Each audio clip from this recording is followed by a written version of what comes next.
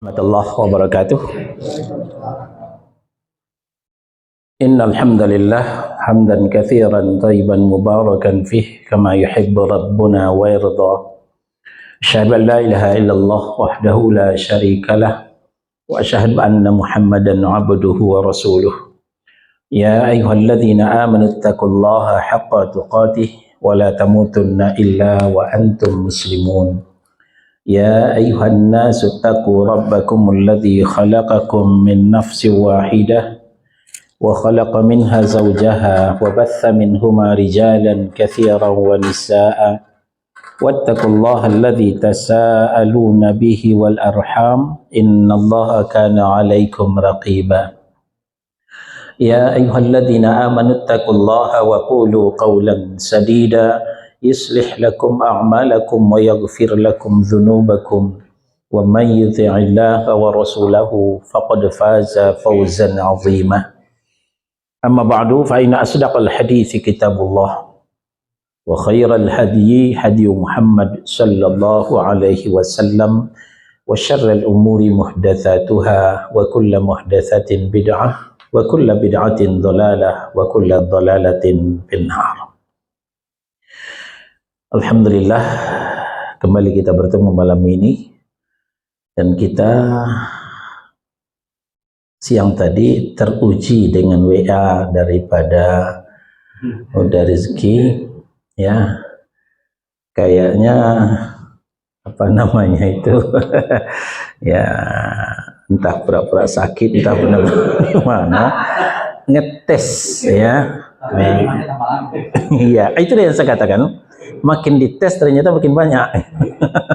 Bukan kendor gitu ya. Shock terapinya ternyata. Ya alhamdulillah, mudah-mudahan semangat kita terus dan menjaga talabul ilmi, ya, menuntut ilmu syar'i, terutama ilmu aqidah, bekal kita menemui Allah Subhanahu wa taala. Kita masih dalam syarat syahadat la ilaha illallah. Setelah pekan lalu kita membahas syarat al-inqiyad, tunduk dan patuh ya kepada konsekuensi daripada la ilaha illallah. Maka sekarang kita lanjutkan kepada syarat yang kelima, as-sidqu. Artinya jujur. Jadi menerima dengan jujur, bukan pura-pura menerima. Ketundukan dan kepatuhan dengan jujur dari lubuk hati yang paling dalam, bukan pura-pura tunduk, pura-pura patuh. Sebab kalau pura-pura tunduk, pura-pura patuh, ini tidak akan diterima oleh Allah. Ya, tidak sama dengan orang tua kita dulu 3,5 abad diperintah Belanda, 3,5 tahun diperintah Jepang. Mereka tunduk dan patuh, njendoro. Tapi apakah dari hati yang paling dalam? Tidak. Keterpaksaan saja, namanya orang dijajah. Nah, tidak demikian. Ketundukan dan kepatuhan kepada Allah bukan kepura-puraan, tapi betul-betul jujur dari relung hati yang paling dalam. Ini. Tanpa kejujuran, maka syahadat kita tidak sah dan tidak diterima oleh Allah Subhanahu wa ta'ala. Kita ke kitab halaman 67, yaitu mengucapkan kalimat ini dan hatinya juga membenarkannya. Manakala lisannya mengucapkan tetapi hatinya mendustakan, maka ia bukanlah seorang muwahhidun, seorang yang bertauhid, tapi munafiqun, orang-orang munafik dan pendusta. Inilah yang diterangkan oleh Allah Subhanahu wa taala di awal-awal suratul Baqarah. Tepatnya di ayat 8, 9, 10 dan ini berlanjut kepada 11 nanti. Apa kata Allah? Wa minan nas may yaqulu amanna billahi wa bil yaumil akhir. Ya. Di antara manusia Berlindung kita kepada Allah, semoga tidak termasuk manusia yang diceritakan oleh Allah ini. Panas ya? Bisa dinyalain, Pak?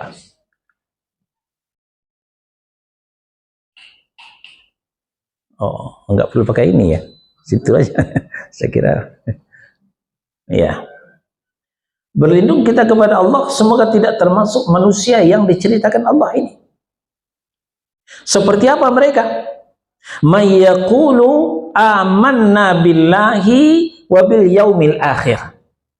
Kami juga beriman kepada Allah, juga beriman kepada hari akhirat, kata mulut mereka. Bukan sampean aja yang beriman, kami juga beriman kok, ya. Bukan sampean aja yang percaya kepada hari akhirat, kami juga percaya kepada hari akhirat, kata mulut mereka. Tapi manusia bisa ditipu, orang banyak bisa dikelabui. Allah tidak bisa ditipu, tidak bisa dikelabui. Maka ujung ayat Allah memvonis, wa ma hum bimu'minin. Sebenarnya mereka itu bukanlah orang yang beriman kepada Allah Subhanahu wa taala. Kok bisa? Kan dia juga bersyahadat, iya. Tapi syahadatnya hanya kepura-puraan saja, sekedar pelengkap sempurnanya sandiwara. Itulah orang-orang munafik. Kenapa itu terjadi? Dilanjutkan ayat 9, yukhadi'una allaha walladzina amanu wa ma yakhda'una illa anfusahum wa ma yash'urun. Ya. Udah rezeki, biasa menerjemah, silakan. Mereka hendak menipu Allah dan orang-orang yang beriman, padahal mereka hanya menipu dirinya sendiri. Ya, cukup. Mereka tidak sadar. Ya. Mereka mau menipu Allah. Bayangkan saudara-saudara. Ya. Orang munafik itu sebenarnya menipu Allah. Dia seakan-akan merasa paling Islam. Orang ini kafir semua. Ternyata terbongkar kedoknya, salamnya salam Yahudi. Ya. Di pesantrennya lagu Yahudi. Tapi ketika mereka mengklaim pesantrennya lah yang paling Islam, orang lain kafir semua. Tapi ternyata Allah membongkar, ternyata dia itu mau menipu Allah, mau menipu orang-orang yang beriman. Inilah yang tidak kunjung disadari mereka, wa ma yakhda'una illa anfusahum. Mereka telah menipu diri mereka sendiri. Akhirnya ketangkap juga orang yang seperti itu. Wa ma hum yash'urun. Ini tidak kunjung mereka sadari. Ketika pertanyaan dilanjutkan, kenapa sih kok sampai begitu amat? Kok Allah juga mau ditipu? Kalau manusia ditipu masih mungkin. Tapi Allah juga mau ditipu. Kenapa? Sumbernya adalah fi qulubihim maradun fazadahumullahu marada walahum adzabun alimun bima kanu yakdzibun. Silakan. Dalam hati mereka ada penyakit, lalu ditambah penyakitnya oleh Allah, dan bagi mereka siksa yang pedih disebabkan mereka berdusta. Ya. Penyakit yang dipelihara, penyakit yang tidak kunjung diobati, ini yang menjadi bumerang.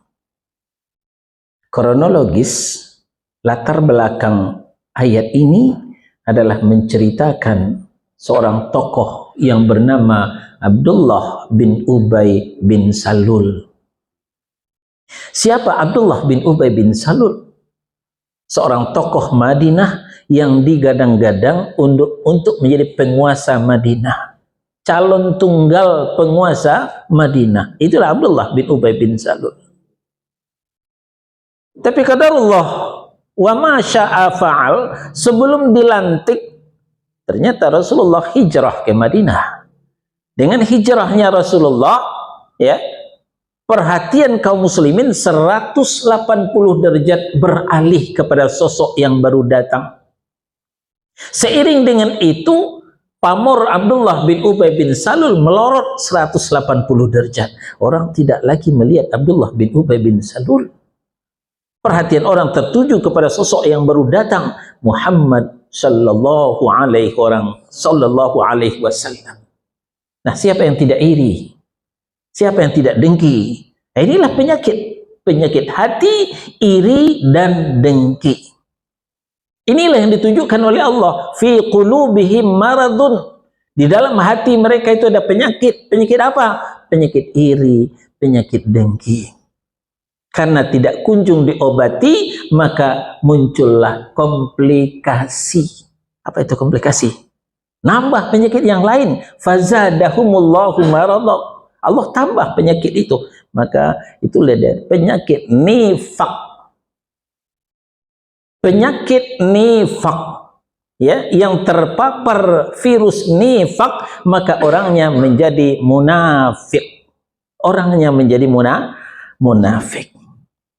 Nah, maka dari itu, walahum adzabun alim bima kanu yakdzibun. Untuk mereka sudah disediakan azab yang pedih sesuai dengan apa yang mereka dustakan. Nah, makanya tidak gampang menjadi seorang muwahhidun, seorang yang bertauhid. Harus melalui ujian-ujian, melalui tantangan-tantangan. Kalau lulus, ya alhamdulillah menjadi orang muwahhidun, orang yang bertauhid. Kalau enggak lulus, menjadi orang munafiqun. Kita ke Al-Ankabut. Ini tidak ada dalam kitab. Dalilnya cuma satu kalau dalam kitab. Al-Ankabut surah yang ke-29 ayat 2 dan 3.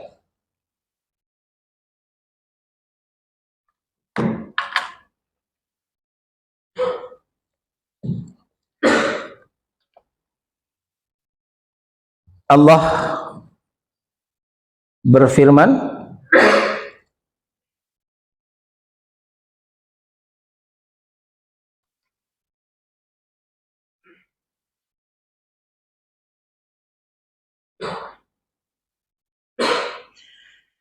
ahasiban nasu ayyutraku ayyaqulu amanna wa hum la yuftanu wa laqad fatanna alladhina min qablihim fala ya'lamanna Allahu alladhina sadaqu wa la ya'lamanna al-kadhibin. Silakan. Apakah manusia mengira bahwa mereka akan dibiarkan hanya dengan mengatakan kami telah beriman dan mereka tidak diuji, dan sungguh kami telah menguji orang-orang sebelum mereka, maka Allah pasti mengetahui orang-orang yang benar dan pasti mengetahui orang-orang yang dusta. Ya, jangan pede dulu. Walaupun sudah mengatakan kami beriman, kami muslim, kami mukmin, kalau belum menemui ujian, jangan pede dulu. Nah, maka dipertanyakan kita oleh Allah, ahasiban nasu ayyutraku ayyaqulu amanna wa hum la yuftanu. Apakah manusia itu mengira bahwa mereka dibiarkan saja mengatakan kami telah beriman, sedangkan mereka belumlah diuji, atau pernah diuji tapi tidak diuji lagi? Tidak, saudara-saudara. Ujian tidak akan habis. Kapan habisnya ujian? Habisnya ujian ketika innalillah wa inna ilaihi raji'un. Maka jangan kaget.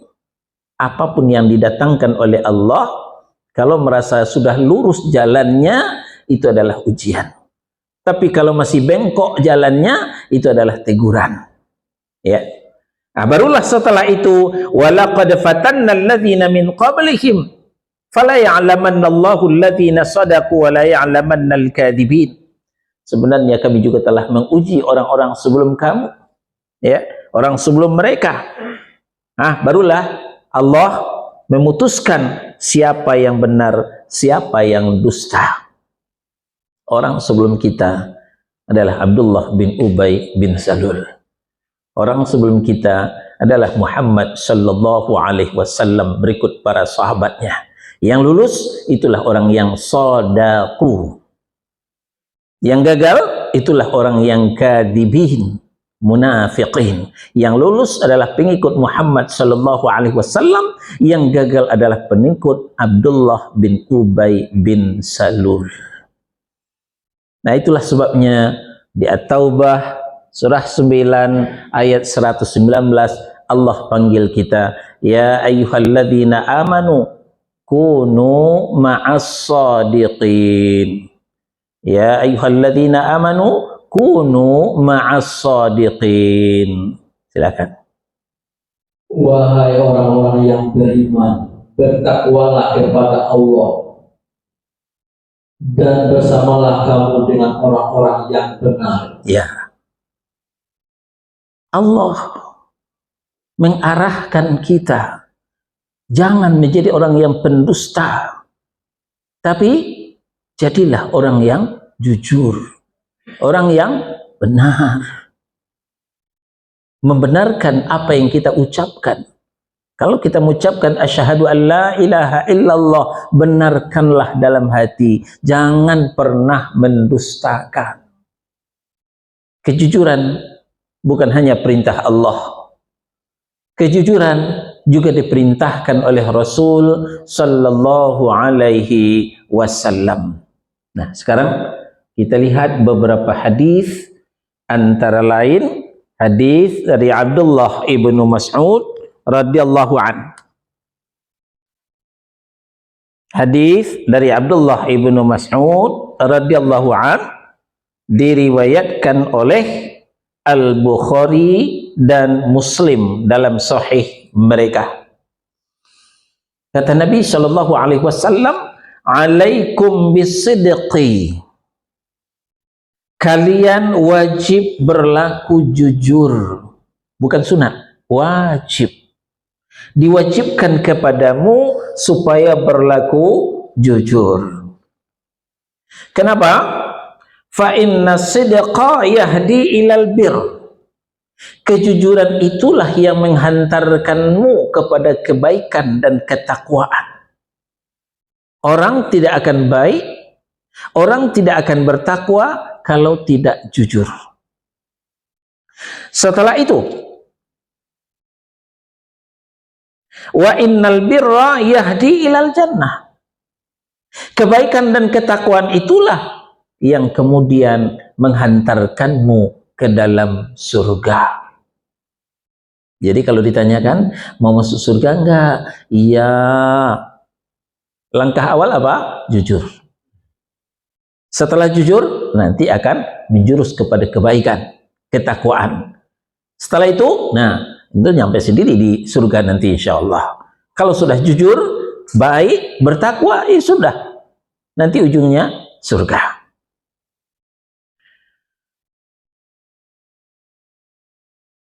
Wa ma yazalu rajulu yasduqu wa yataharra sidqa hatta yuktaba indallahi siddiqan. Tidaklah seorang berlaku jujur, menghiasi kesehariannya dengan kejujuran. Tiada hari tanpa jujur, sampai Allah menulis namanya bersama orang-orang yang jujur. Jujur kepada diri sendiri, setelah jujur kepada Allah dan Rasul-Nya, jujur kepada keluarga, jujur kepada masyarakat, barulah jujur kepada bangsa dan negara. Ini tangga-tangga yang harus dilalui. Kenapa orang membohongi bangsanya sendiri? Tidak jujur kepada bangsanya sendiri. Berawal dia tidak jujur kepada dirinya sendiri. Berawal dia tidak jujur kepada Allah dan Rasul-Nya.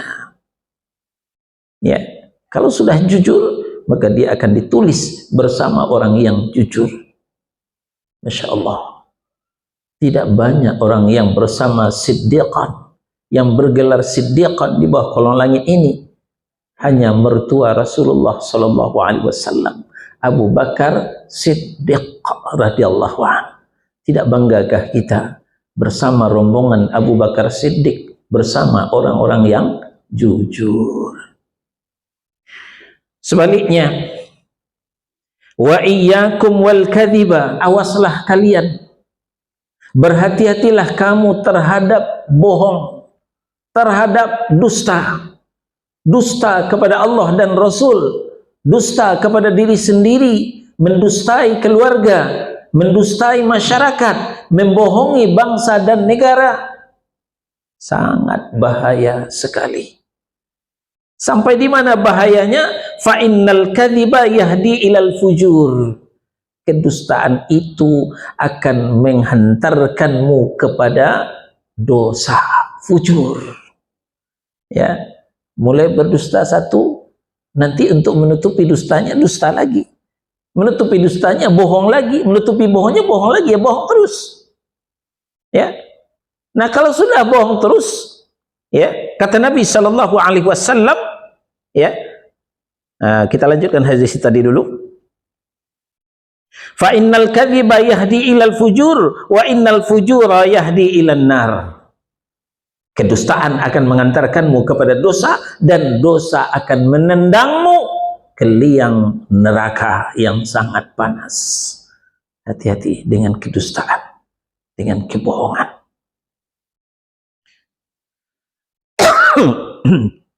Kalau sudah menutupi kedustaannya dengan dusta, kebohongannya dengan bohong, maka tiada hari tanpa bohong, tiada hari tanpa dusta.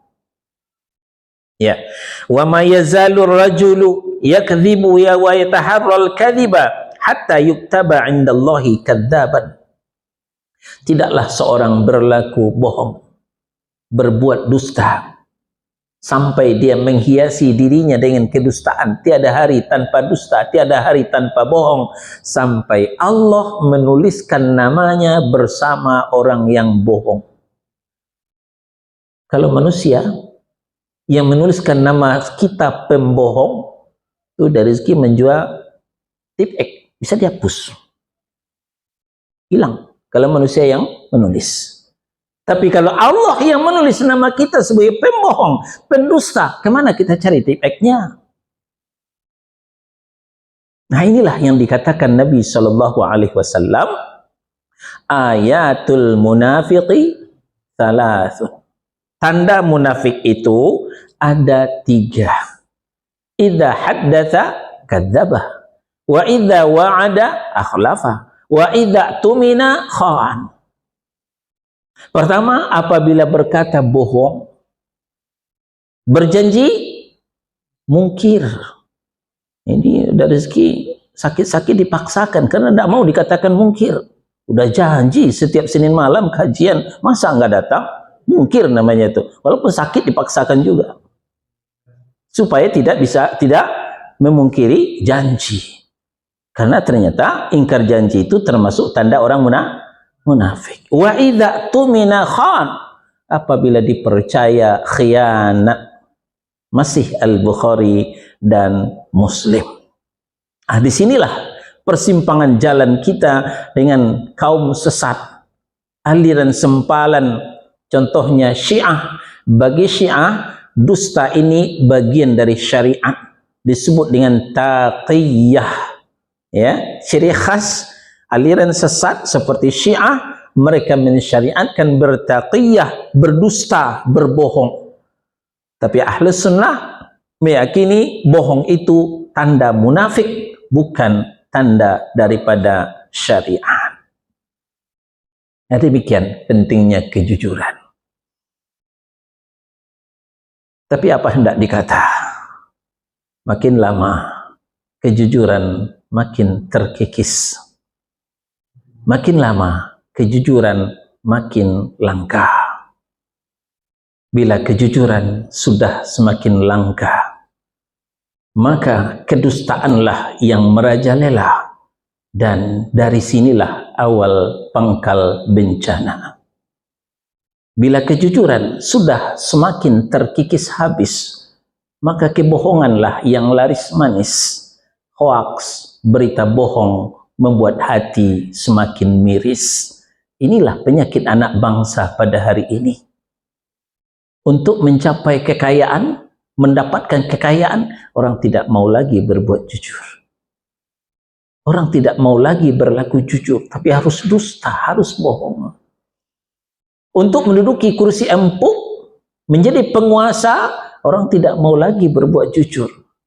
Harus dengan dusta, harus dengan bohong, harus dengan curang. Maka ketika diawali dengan kedustaan, diawali dengan kebohongan, diawali dengan kecurangan, hasilnya juga hancur-hancuran. Inilah penyakit kita bersama, karena tidak mau jujur. Kita berlanjut kepada hadis dari Muaz bin Jabal. Nah, ini yang kaitannya dengan pelajaran kita, syarat diterimanya syahadat la ilaha illallah. Ya, hadis dari Muaz bin Jabal radhiyallahu anhu. Ya, diriwayatkan juga oleh Al-Bukhari dan Muslim. Kata Nabi sallallahu alaihi wasallam, "Ma min ahadin ya yashhadu an la ilaha illallah wa anna Muhammadan abduhu wa rasuluh sidqan min qalbih illa harramahu Allahu 'alan nar." Tidaklah seseorang bersaksi bahwa Muhammad itu adalah bahwa tidak ada ilah yang berhak disembah selain Allah, dan Muhammad adalah hamba dan rasulnya, dengan jujur dari dalam hatinya yang paling dalam, melainkan Allah akan mengharamkan dirinya dari azab neraka. Ini jaminan, ya. Bukankah syahadat itu merupakan tiket ke surga? Bukankah syahadat itu merupakan jaminan untuk selamat dari neraka? Maka bisanya syahadat la ilaha illallah membawa kita ke surga kalau syahadatnya dengan jujur. La ilaha illallahnya akan menjadi tameng pelindung dari neraka kalau la ilaha illallahnya dengan jujur. Sebaliknya, ketika la ilaha illallahnya tidak jujur, maka jangan mimpi untuk masuk surga, jangan mimpi selamat dari api neraka. Hadis ini dari Muaz bin Jabal radhiyallahu an. Siapa Muaz bin Jabal? Muaz bin Jabal ini adalah kunyahnya Abi Abdurrahman Al-Khazraj. Ini sukunya Al-Ansari, dari orang-orang Ansar Madinah. Beliau seorang sahabat yang terkenal. Beliau menjadi rujukan dalam ilmu, hukum dan Al-Quran. Beliau termasuk dari sahabat pilihan. Khusus tentang dirinya, Nabi pernah berkata, Mu'adz yuhsyaru yaumal qiyamati amamal ulama biratwah. Mu'adz akan dibawa nanti pada hari kiamat kelak selangkah di depan para ulama. Masya Allah. Mu'adz bin Jabal bukan sahabat sembarangan. Mu'adz bin Jabal adalah komandannya para ulama. Dia nanti di hari kiamat akan berjalan selangkah di depan para ulama. Darinya lah hadis diterima bahwa kejujuran tentang la ilaha illallah itu yang mengharamkan diri kita terancam api neraka. Nah, ketika la ilaha illallahnya dihiasi dengan kedustaan, kebohongan, maka kita akan terancam menjadi golongan munafikin, dan orang munafikin akibatnya adalah neraka. Nah, tadi di awal kita sudah berbicara tentang sosok Abdullah bin Ubay bin Salul. Siapa Abdullah bin Ubay bin Salul? Tadi telah kita sampaikan, ya, berawal daripada digadang-gadang menjadi penguasa Madinah. Ternyata gagal dengan hijrahnya Rasulullah sallallahu alaihi wasallam. Maka sakit hatinya tidak kunjung usai kepada Rasulullah.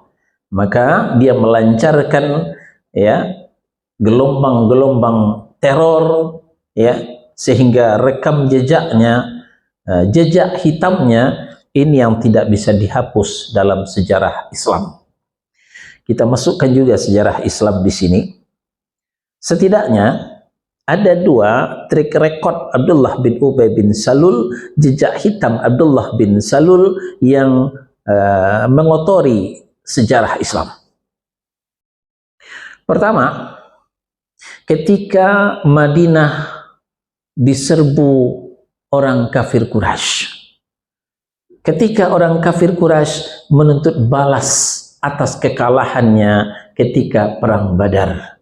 Perang Badar terjadi di bulan Ramadan dengan 313 orang, lalu kafir Quraisy dengan 1000 orang mau menyerang kaum muslimin.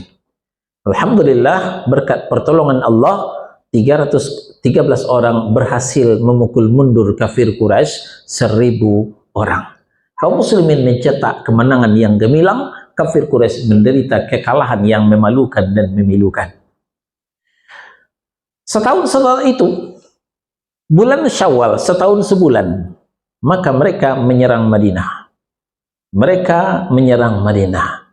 Secepatnya berita sampai ke telinga Rasulullah Sallallahu Alaihi Wasallam, dan secepatnya pula Rasulullah mengadakan briefing. Dikumpulkanlah sahabat-sahabat, kita mau diserang. Apa yang kita lakukan?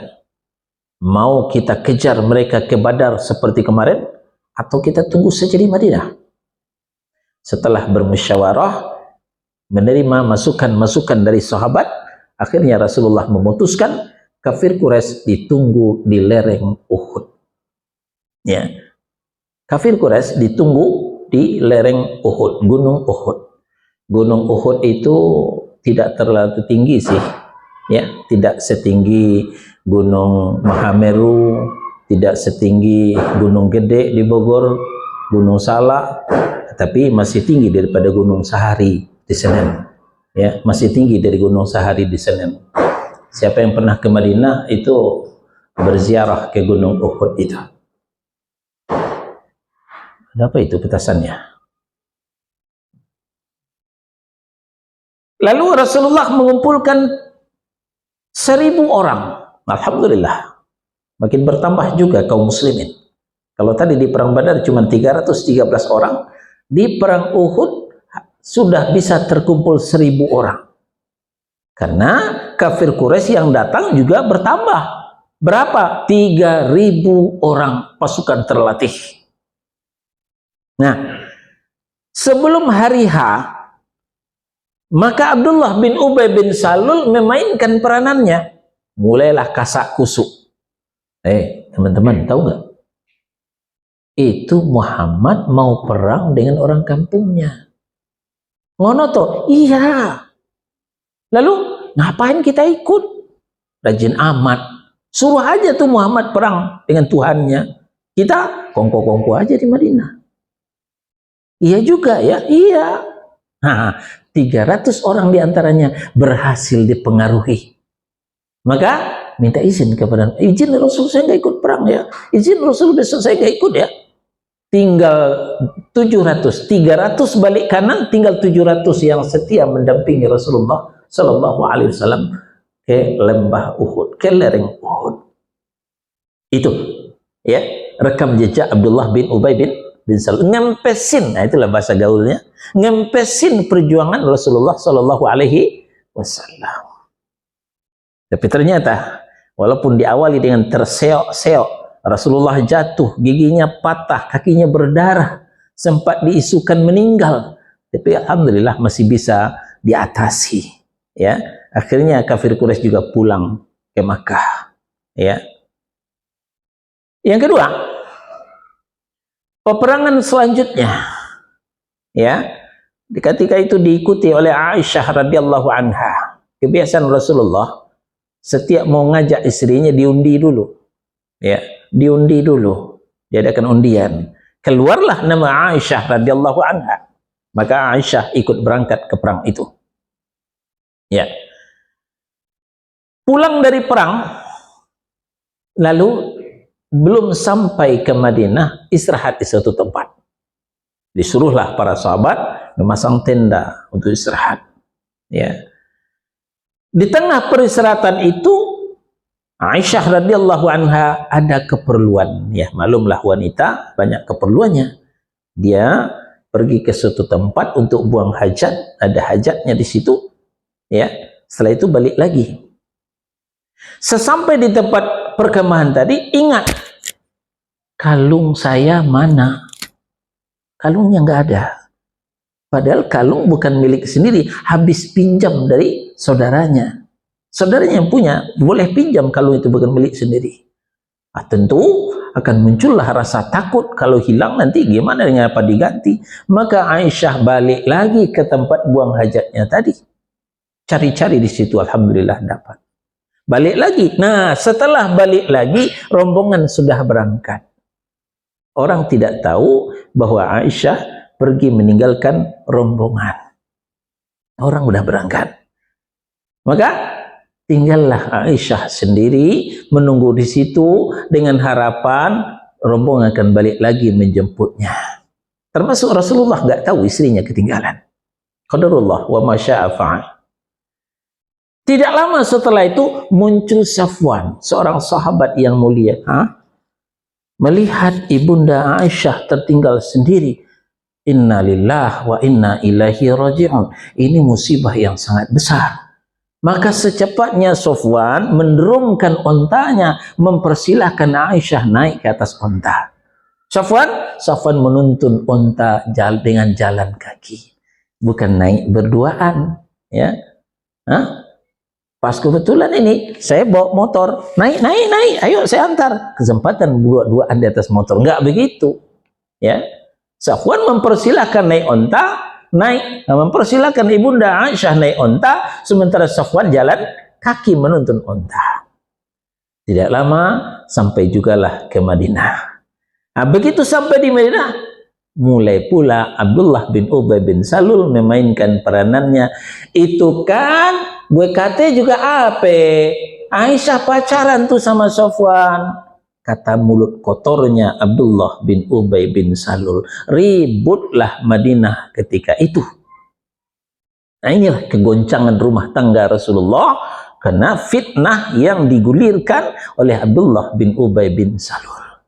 Nah, setelah berlalu beberapa hari, ya, Rasulullah mulai dingin kepada Aisyah. Ya, siapa yang tidak termakan isu? Ya, termakan isu yang dihembuskan oleh Abdullah bin Ubay bin Salul. Maka ketika ditanya kepada Aisyah, dikonfirmasi kepada Aisyah bagaimana sebenarnya, Aisyah menyerahkan kepada Allah. Aisyah menyerahkan kepada Allah.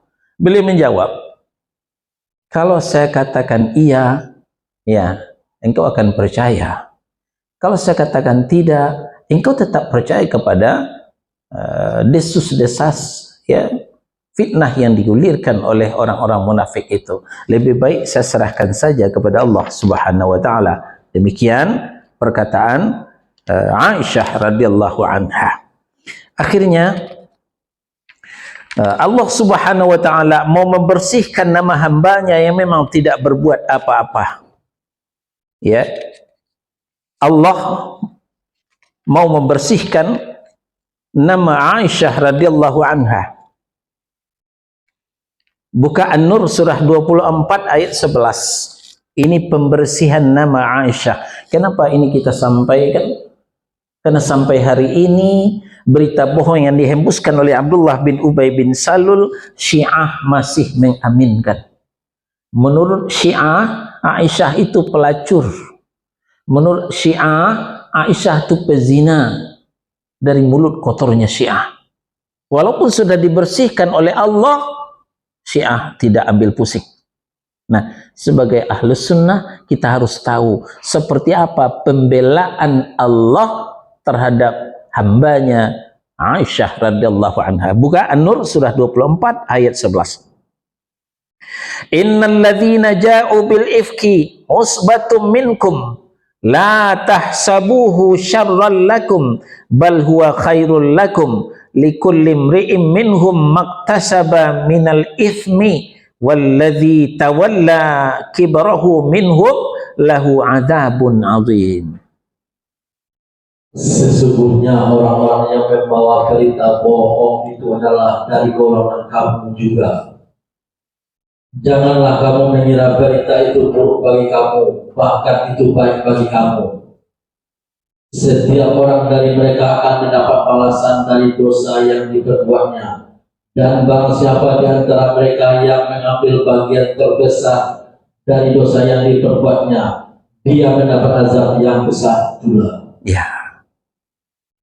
Barulah tenang rumah tangga Rasulullah Shallallahu Alaihi Wasallam setelah dijelaskan oleh Allah bahwa yang membawa berita bohong itu bukan orang lain, dari rombonganmu juga. Siapa lagi kalau bukan Abdullah bin Ubay bin Salul dengan konco-koncone orang-orang munafikin. Maka jangan dikira itu buruk bagimu. Ya, bersabar sajalah, itu malah baik bagimu. Jadi kalau kita difitnah orang, jangan terlalu sedih. Itu merupakan ujian buat kita. Setelah itu rumah tangga Rasulullah semakin solid. Ya, semakin solid begitu, lepas dari perhara-perhara yang dimunculkan oleh Abdullah bin Ubay bin Salul. Kita tidak akan lanjutkan sirah nabawiyah ini. Kita lanjutkan bagaimana kesudahan hayatnya Abdullah bin Ubay bin Salul. Ya, tadi sudah beberapa ayat yang kita sampaikan bahwa untuk orang munafikin itu disediakan azab yang pedih. Ya.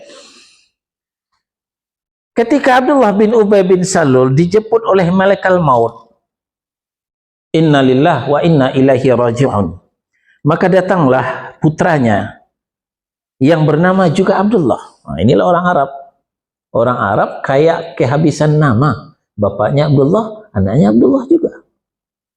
Jadi Abdullah bin Ubay bin Salul itu gembong munafikin Madinah. Anaknya Abdullah bin Ubay bin Salul. Ini seorang sahabat yang mulia, pengikut Rasulullah. Datang Abdullah bin Abdullah ini, ya Rasulullah, ada apa? Ayahanda meninggal. Siapa? Abdullah bin Ubay bin Salul. Oh ya, innalillahi wa inna ilaihi raji'un. Begini ya Rasul, gimana? Mohon kesediaanmu memberikan gamismu untuk kain kafan ayahanda. Gitu ya? Iya. Nah, nih, silakan bawa pulang. Satu lagi ya Rasul, apalagi? Mohon kesediaan Anda untuk mensolatkan jenazah ayahanda Abdullah bin Ubay bin Salul. Ngono tau? Ya, berangkat Rasulullah. Ketika Rasulullah berangkat, Umar pegang bajunya Rasulullah, gamisnya Rasulullah. Ya Rasulullah, lupakah Anda Abdullah bin Ubay bin Salul gembong munafikin, musuh dalam selimut? Ya, diceritakanlah itu tadi, perang Uhud, ya, hadisul ifki. Tapi yang namanya Rasulullah orangnya tidak berdendam. Walaupun musuh bebuyutan, tetap saja berbuat baik. Ya Rasul, kata Umar bin Khattab, bukankah Allah sudah mengatakan dia dosanya tidak akan diampuni? Nah, tentang ini kita ke At-Taubah surah yang ke-9. Ya, ini Nasih Abdullah bin Ubay bin Salul, At-Taubah surah yang ke-9 ayat 80. Ayat 80. Istaghfir lahum aw la tastaghfir lahum in tastaghfir lahum 70 marrah falan yaghfirallahu lahum dzalika bi annahum kafaru billahi wa rasulih wallahu la yahdil qaumal fasiqin. Silakan. Sama saja engkau Muhammad memohon ampunan bagi mereka atau tidak memohon ampunan bagi mereka. Walaupun engkau memohonkan ampunan bagi mereka 70 kali, Allah tidak akan memberi ampunan kepada mereka. Yang demikian itu karena mereka ingkar atau kafir kepada Allah dan Rasulnya. dan Allah tidak memberi petunjuk kepada orang-orang yang fasik. Ini ancaman pertama, hati-hati. Ancaman Allah pertama untuk orang munafikin apa? Dosanya tidak diampuni. Walaupun dimintakan ampun sampai 70 kali, itu pun Rasulullah loh mintakan ampun. Kalau dia mati sebelum bertaubat. In tastaghfir lahum Allah tastaghfir lahum. Kau mintakan ampun atau tidak kau mintakan ampun, podo wae sami mawon. In tastaghfir lahum 70 marrah. Kalaupun kau mintakan ampun sampai 70 kali, falayyaghfirallahu lahum. Sekali-kali Allah tidak akan ampuni dia. Nah, ayat ini yang dibacakan oleh Umar bin Khattab radhiyallahu anhu kepada Nabi. Ya Rasulullah, bukankah Allah telah mengatakan kau mintakan ampun atau tidak kau mintakan ampun podo wae? Apa jawaban Nabi? Iya, saya tahu ayat itu. Tapi lebih 70 kali akan saya mintakan ampun kepada Allah untuk Abdullah bin Ubay bin Salul. Nah, cari di hutan panjang ini, siapa yang seperti itu kepada musuh? Memintakan ampun kepada Allah lebih dari 70 kali. Sekali aja nggak mau. Ya, kalau jelas musuh, dendam lagi, ya. Nah, karena Rasulullah tetap berangkat, maka turunlah ayat pamungkas. Kita turun ke bawah, masih Taubah ayat 84. Ayat 84. Wala tusalli ala ahadin minhum mata abada wala taqum ala qabrih innahum kafaru billahi wa rasulih wa matu wa hum fasiqun. Dan janganlah engkau Muhammad melaksanakan sholat untuk seseorang yang mati di antara mereka atau orang-orang munafik selama-lamanya, dan janganlah engkau berdiri mendoakan di atas kuburnya. Sesungguhnya mereka ikat kepada Allah dan Rasulnya, dan mereka mati dalam keadaan fasik. Ya, itu ancaman yang kedua. Ancaman pertama apa tadi? Dosanya tidak diampuni. Walaupun dimintakan ampun 70 kali. Itu pun oleh Rasulullah. Apalagi oleh orang-orang panjang. Ya, nggak bakalan diampuni. Yang kedua, jenazahnya tidak boleh disolatkan. Jenazahnya tidak boleh disolatkan. Terus kuburannya tidak boleh diziarahi. Kuburannya tidak boleh diziarahi. Ini ayatnya jelas. Wala tusalli ala ahadin minhum mata abada wala taqum ala qabrih. Jangan kau solatkan mereka kalau mati buat selama-lamanya, dan jangan kau berdiri di kuburnya. Jangan ziarahi kuburnya, kata Allah Subhanahu wa ta'ala. Nah, kita ringkaskan saja. Lalu terakhir di mana pemberhentiannya orang munafik itu? Ya, perhentian orang-orang munafik itu terakhirnya adalah di dasar-dasar neraka. Buka An-Nisa surah yang keempat ayat 145. An-Nisa surah yang keempat ayat 145. Di ujungnya, ya. Innal munafiqina fid darkil asfali minan nar. Ya, silakan. Sungguh orang-orang munafik itu ditempatkan pada tingkatan yang paling bawah dari neraka. Ya, sampai situ. Daripada menjadi orang munafik, mendingan jadi orang kafir sekalian deh. Ya. Orang kafir masih di atas orang munafik. Orang munafik paling bawah. Asfali minan nar. Asfal itu apa? Aspal itu sudah jadi bahasa Indonesia. Apa itu aspal? Ya, buat jalan. Cairan panas yang berwarna hitam untuk buat jalan. Diinjak apa dijunjung? Diinjak, ya paling bawah. Jadi aspal itu bahasa Arab artinya paling bawah. Nah, di mana orang munafik ditempatkan nanti adalah di neraka paling bawah, di kerak-keraknya neraka. Maka saya katakan, daripada menjadi orang munafik, mendingan jadi orang kafir masih di atasnya. Jadi Abdullah bin Ubay bin Salul tempatnya nanti adalah di kerak-kerak neraka. Demikian diberitakan oleh Allah Subhanahu wa Ta'ala. Nah, makanya itulah pentingnya sebuah kejujuran, jangan berdusta, jangan berbohong, jangan main curang, tapi main jujur supaya selamat dunia dan akhirat. Selesai pembahasan kita, insyaallah Senin pekan depan kita lanjutkan kepada syarat yang keenam. Ada pertanyaan? Silahkan. Silakan. Bismillahirrahmanirrahim. Yang tadi disampaikan Ustaz itu sangat jelas mengenai Abdullah bin Ubay bin Salul. Dia ternyata menyimpan dendam atau nifak terhadap Nabi Muhammad. Bagaimana dengan keadaan kondisi sekarang? Misalkan saya pribadi dengan hadis tadi yang mengatakan jika berjanji dia ingkar, beramal dia berkhianat dan tiga itu. Dalam pribadi saya kadang masih merasa tiga itu gitu. Apakah itu saya juga termasuk orang-orang yang di dalam neraka gitu? Iya. Baik, ya.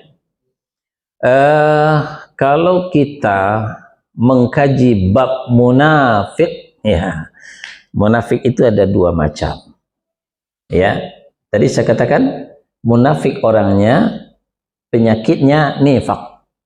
Ya, yang terpapar penyakit nifak orangnya munafik. Nah, virus nifak itu ada dua macam. Ada nifak i'tiqadi, ada nifak amali. Nifak i'tiqadi, itulah Abdullah bin Ubay bin Salul. Ya. Nah, dalam sebagian kitab dikatakan nifak kecil, nifak besar. Sama dengan kufur kecil, kufur besar, sama, ya. Jadi ada perbedaan begitu. Jadi kalau nifak besar, nifak i'tiqadi, itu mengeluarkan pelakunya dari Islam. Innahum kafaru billahi wa rasulih. Dua kali Allah mengulang. Baik di ayat 80 maupun di ayat di bawahnya di 84 tadi. Innahum kafaru billahi wa rasulih. Mereka itu sebenarnya sudah kafir kepada Allah dan Rasulnya. Ini nifak i'tiqadi. Lalu tentang hadis, ayatul munafiqi thalathun, tanda orang munafik itu tiga. Idza haddatsa kadzdzaba wa idza wa'ada akhlafa wa idza tumina khan. Itu adalah nifaq amali, nifaq kecil, ya. Tapi lama-lama kalau ditumpuk menjadi besar juga, ya. Nah, namun hati-hati, yang kita temukan orang memenuhi tiga atau salah satu dari tiga ini, jangan gegabah menuju, kamu munafik, salat jenazahmu tidak aku salatkan nanti. Jangan, sabar. Ya, seperti dulu-dulu ada orang memilih Ahok dari calon gubernur, kan ada masjid nggak mau mensolatkan jenazahnya. Ini gegabah namanya, nggak boleh. Ya.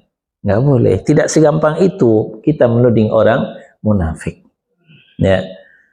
Nafi i'tiqadi ini diberitakan Allah masih di At-Taubah ayat 70. Sebentar. Nah, ayat 67. Coba buka sebentar. At-Taubah surah 9 ayat 67. Nah, ini baru menjurus kepada nifaq i'tiqadi. Al-munafiquna wal munafiqat ba'duhum min ba'din ya'muruna bil munkar wa yanhauna 'anil ma'ruf wa yaqbiduna aydiyahum nasullaha fanasiyahum innal munafiqina humul fasiqun. Silakan. Orang-orang munafik laki-laki dan perempuan satu dengan yang lain adalah sama. Mereka menyuruh berbuat yang mungkar dan mencegah perbuatan yang makruh, dan mereka menggenggamkan tangannya kikir. Mereka telah melupakan Allah, maka Allah melupakan mereka pula. Sesungguhnya orang-orang munafik itulah orang-orang yang fasik. Ya. Kebayang poin-poinnya? Nifaq i'tiqadi itu satu, ya'muruna bil munkar wa yanhauna 'anil ma'ruf. Kebalik. Ajaran Rasul amar ma'ruf nahi mungkar. Kalau mereka amar mungkar nahi ma'ruf. Satu. Adakah yang seperti itu? Adakah yang seperti itu amar mungkar nahi ma'ruf? Nah, kita buat contoh. Ketika pemerintah menggulirkan otonomi daerah, maka ada sebagian daerah membuat perda syariat. Ya, masih ingat beberapa puluh tahun yang lalu, 5 atau 10 tahun ya. Ya, membuat perda syariat. Antara lain mewajibkan kepada wanita untuk menutup hijab, ya, melarang minuman keras. Nah, lalu muncullah di televisi yang menentang. Apa katanya? Ini namanya bikin kamar dalam kamar. Kita kan sudah punya Pancasila, UUD 45, apalagi undang-undang dibuat macam-macam tambahan begitu. Itu mengekang kebebasan HAM. Artinya dia tidak suka perda syariat. Bukankah ini namanya nahi ma'ruf? Menghalang-halangi yang ma'ruf, ya. Nah, contoh lain, ketika tukang ngebor, ya, kita tidak usah sebut nama ya, tukang ngebor, tukang ngecor, artis dangdut yang ngeborannya, ngecorannya, goyangnya itu sensualnya sudah klimaks, bahkan termasuk artis dangdut juga menentangnya, ya. Tokoh dangdut juga menentangnya. Jangankan kita yang bukan orang dangdutan, tokoh dangdut juga menentangnya. Tapi ternyata ada seorang kiai yang membela al-munafiquna wal munafiqat. Orang munafik itu baik laki maupun perempuan, ba'duhum awliya, ba'duhum, ya. Sebagian mereka bekerja sama dengan sebagian yang lain. Ba'duhum mim ba'din, ya. Satu dengan yang lain bergandengan tangan, bersinergi. Untuk apa? Ya'muruna bil munkar wa yanhauna 'anil ma'ruf. Menyuruh berbuat munkar, mencegah dari berbuat ma'ruf. Satu. Yang kedua, wa yaqbiduna aydiyahum. Mereka menggenggam tangan. Nah, ini perlu tafsir ini. Artinya pelit. Ya, pelit. Kalau sudah untuk masyarakat, untuk kepentingan orang banyak, kantongnya dijahit. Dia kaya tapi nggak mau berkurban. Apakah dia nggak mampu? Bukan, nggak mau. Ya, kurban sebenarnya tidak jauh lebih mahal daripada rokok. Rokok sebungkus berapa sekarang? Nggak ngerokok, nggak tahu ya. Rokok itu mencapai 20.000. 25, ya, taruh 20.000 sehari kali 360 hari, berapa tuh? Kambing nggak sampai segitu, ya, 1/7 sapi nggak nyampe segitu. Jadi ini kayak waya kebituna idea, mereka menggenggam tangan, pelit. Beli tiket konser, paling murah tiket konser yang mau diadakan di akhir 2023 ini 800.000, paling murah tuh. Malah yang VIP-nya itu bisa jutaan. Suami istri berapa juta. Jadi untuk yang lain-lain mereka gampang mengeluarkan uang. Kalau sudah untuk orang banyak, apalagi ke fakir miskin, ya sudah pikir 2 kali. Ya paling mau pemilu baru ngasih-ngasih orang miskin. Kalau nggak mau pemilu, enggak. Wa yaqbiduna aydiyahum. Lalu apa lagi? Ya. Nasullaha fanasiyahum. Mereka melupakan Allah, maka Allah juga melupakan mereka. Jadi sepak terjangnya, gerak-geriknya, gerakannya melupakan Allah. Seakan-akan Allah itu tidak ada. Seakan-akan Allah itu tidak ada. Nah, maka divonis oleh Allah, innal munafiqina humal fasiqun. Sungguhnya orang munafik itu merekalah sebenarnya orang yang fasik. Apa ancamannya? Di ayat 68 bawah, wa'adallahu al-munafiqina wal munafiqat wal kuffara nara jahannama khalidina fiha hiya hasbuhum wa la'anahumullahu wa lahum 'adzabun muqim. Silakan.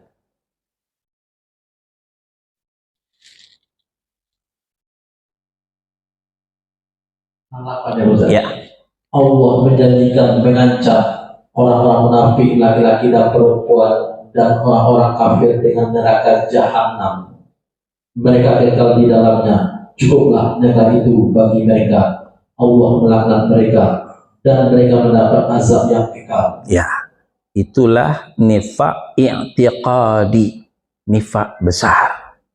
Nah, jadi yang dikatakan Nabi ayatul munafiqi salasun tadi itu belum nifaq besar. Ini masih nifaq kecil, nifaq amali namanya.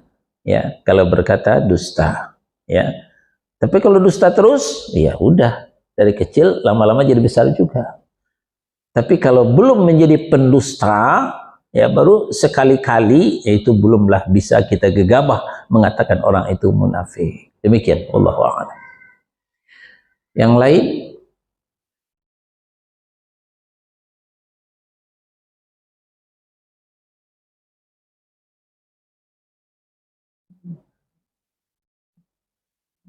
Cukup?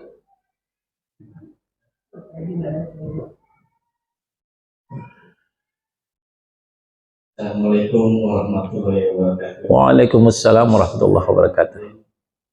Ustaz, saya mau nanya, ini kan ininya jujur ya. Ya. Tapi kalau kita jujur dalam bentuk keluarga gitu ya, sama istri, biasanya seorang suami kan ya gak jujur soal masalah ekonomi gitu, Ustaz. Ya. Itu termasuk apa, Ustaz? Ya. Itu aja. Itu aja. Ya. Saya jawab dengan hadis yang diriwayatkan oleh Abu Daud. Kata Nabi sallallahu alaihi wasallam,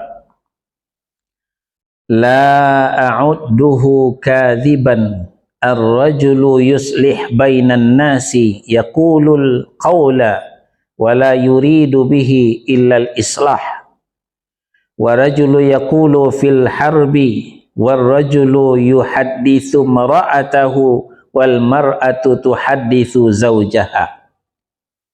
Kata Nabi sallallahu alaihi wasallam, saya tidak menganggap berdusta seseorang, satu, seseorang yang mendamaikan di antara manusia.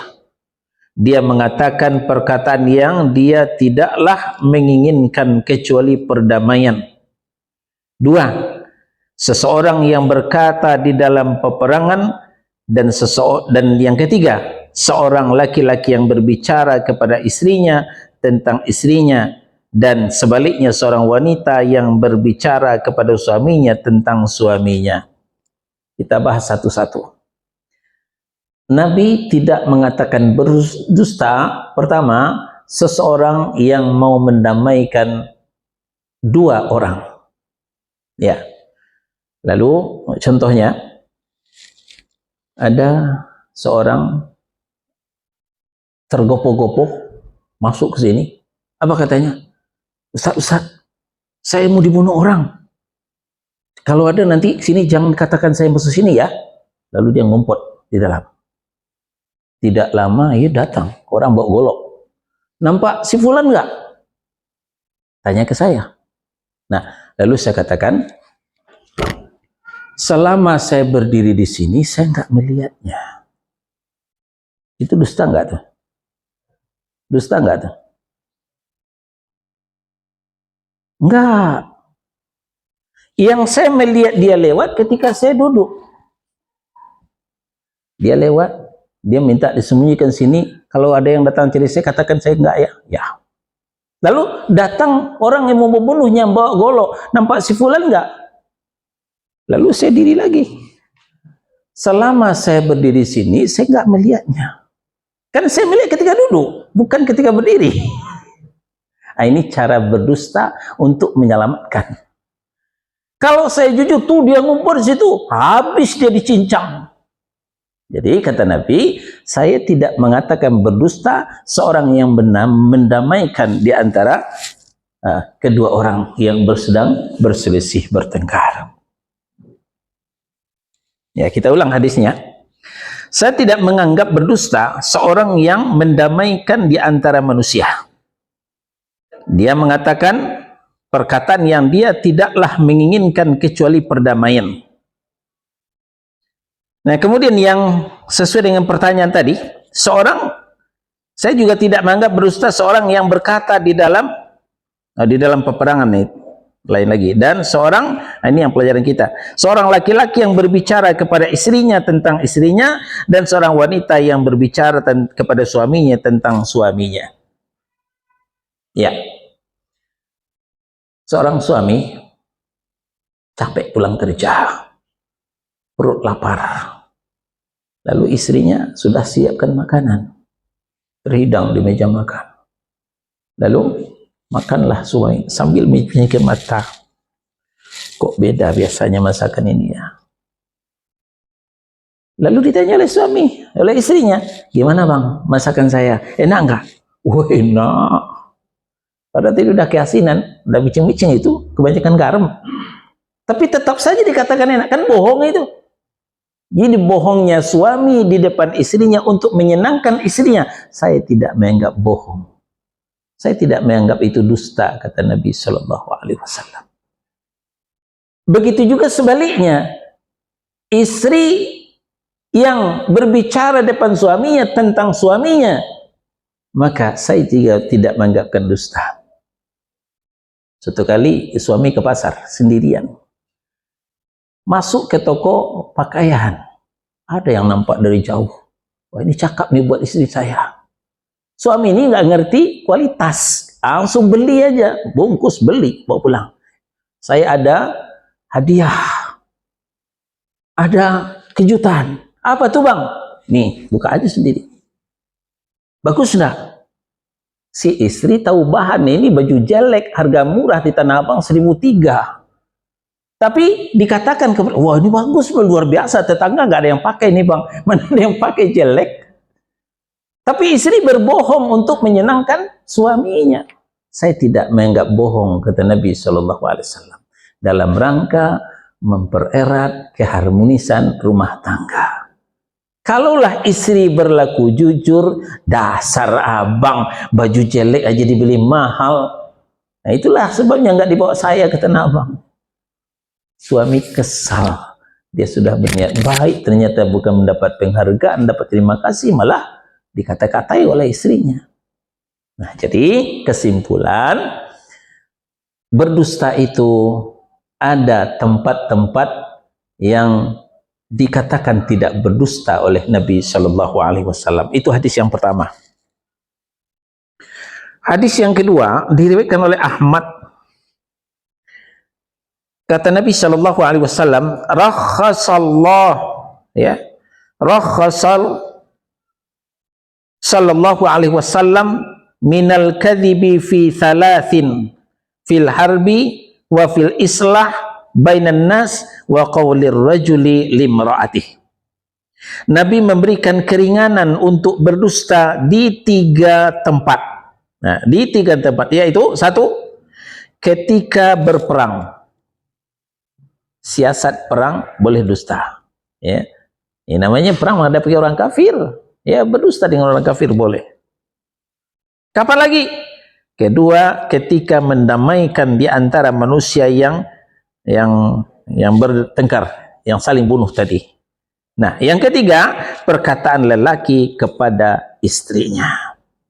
Nah, sepanjang tidak menipu istrinya ya. Nah, tapi kalau menipu istrinya ya tetap saja dosa. Wallahu a'lam. Ada lagi? Ya, silakan Mas Yanto. Assalamualaikum warahmatullahi wabarakatuh. Waalaikumsalam warahmatullahi wabarakatuh.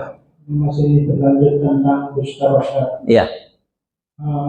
Tadi kan kalau itu kan dusta sama keluarga ya, sama istri atau sama teman-teman gitu kan. Iya.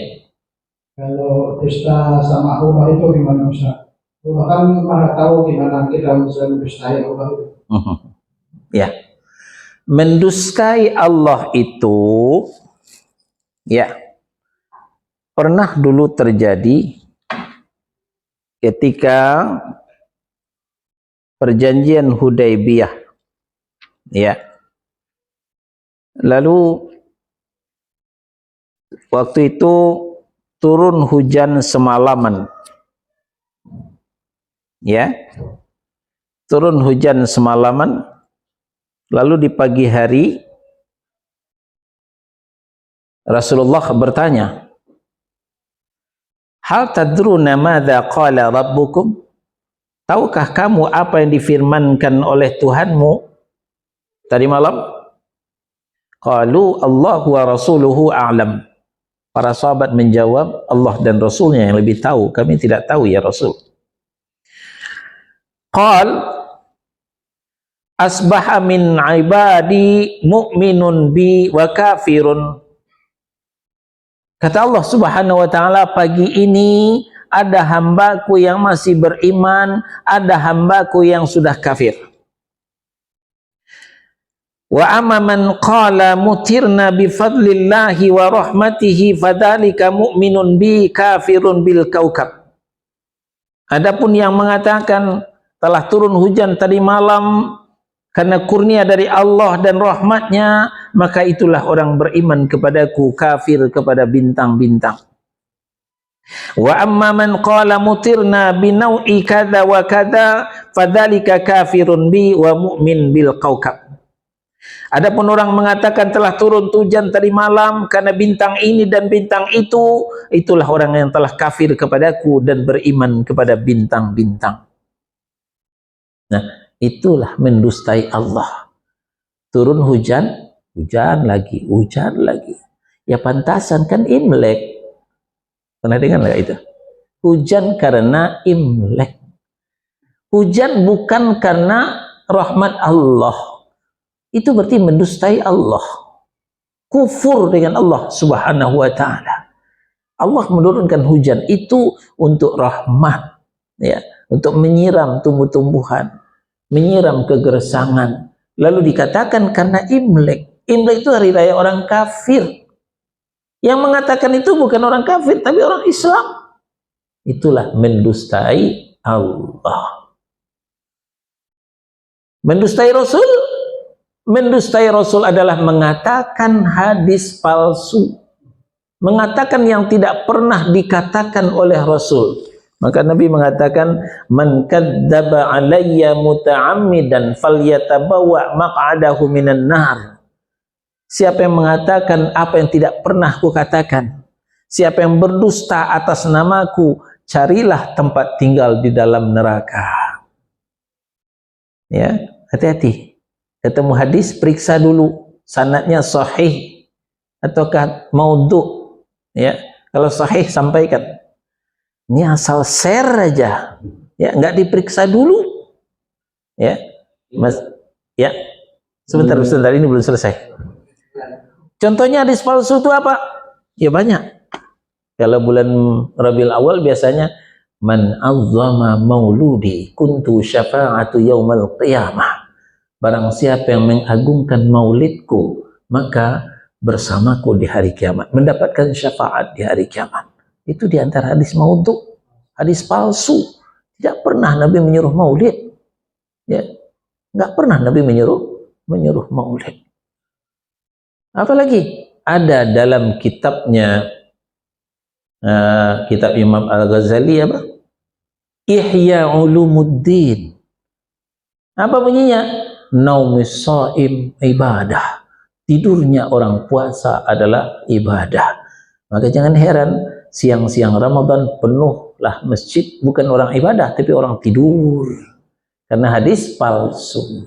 Banyak sebenarnya hadis palsu itu. Silakan, Pak.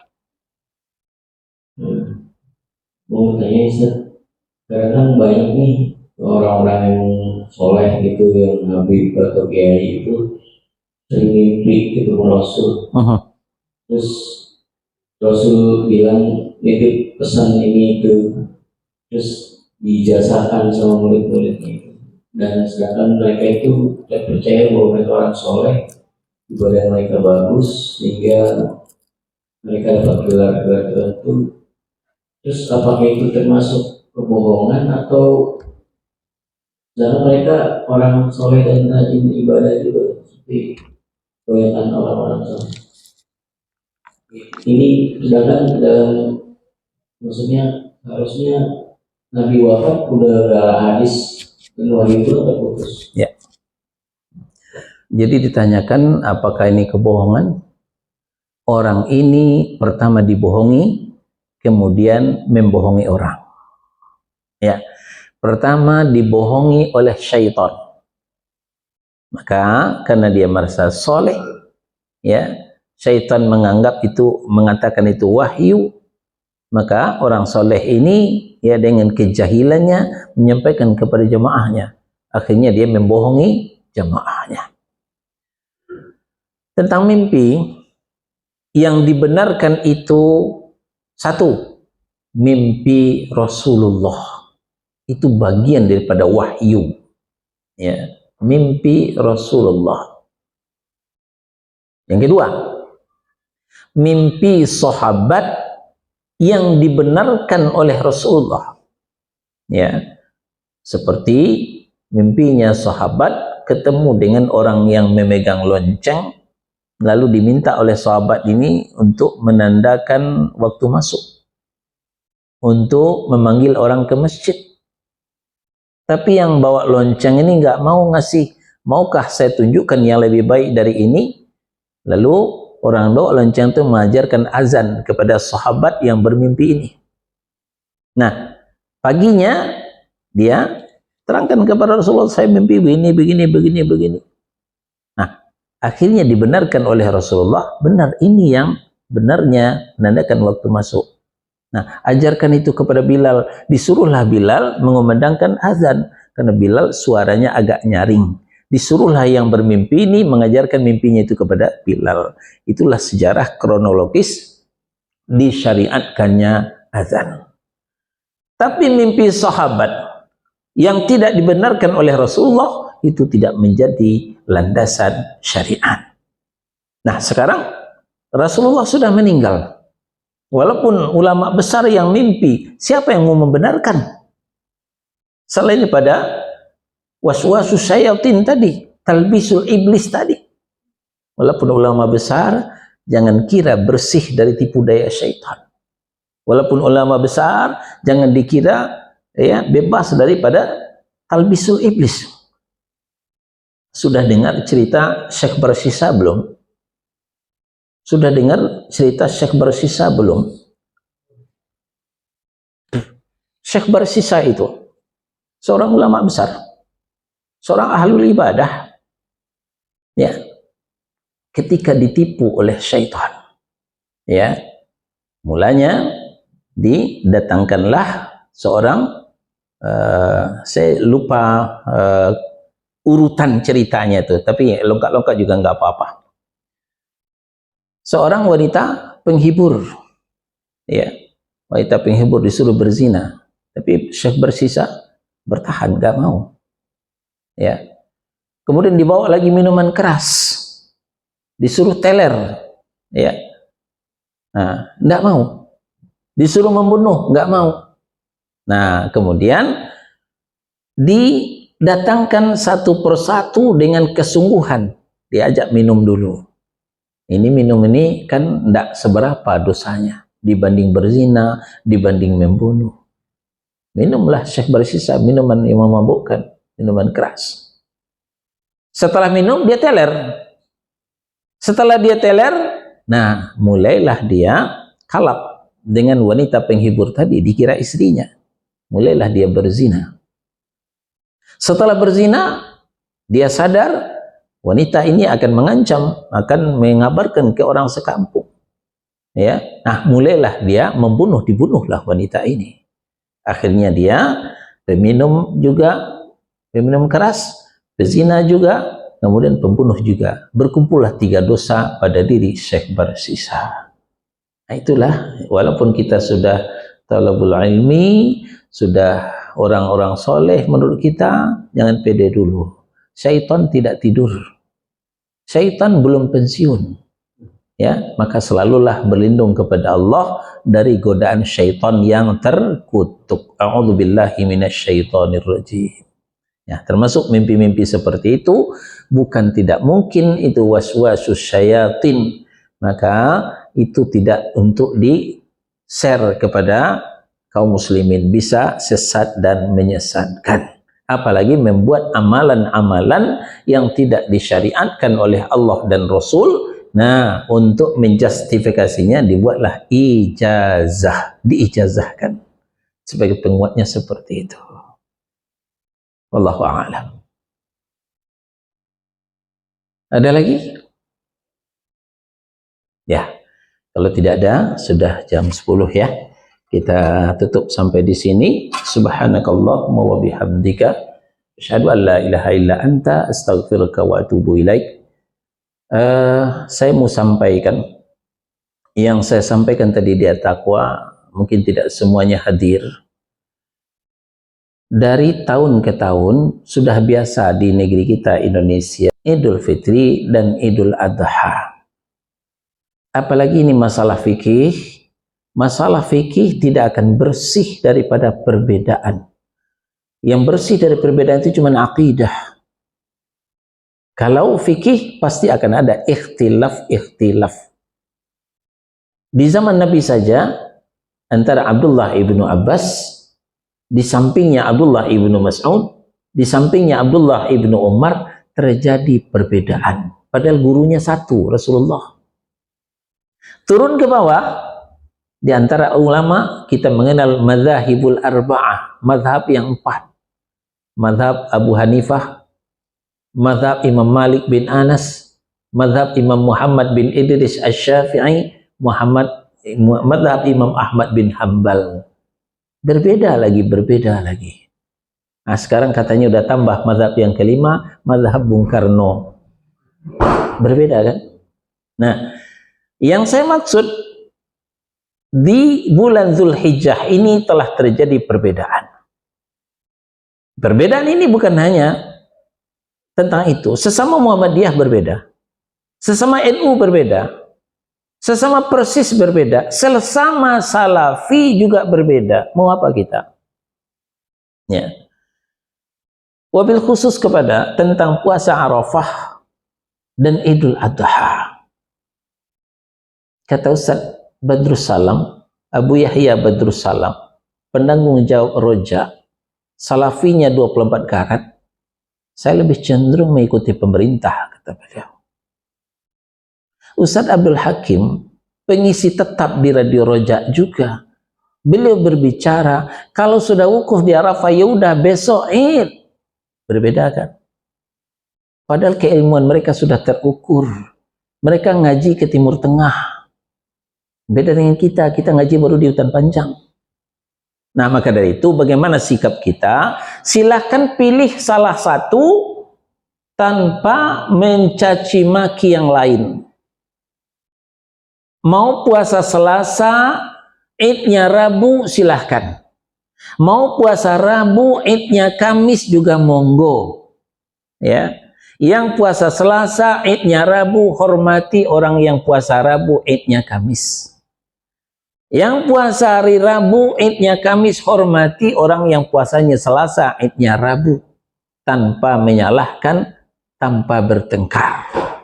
Nah, ini yang mau saya sampaikan.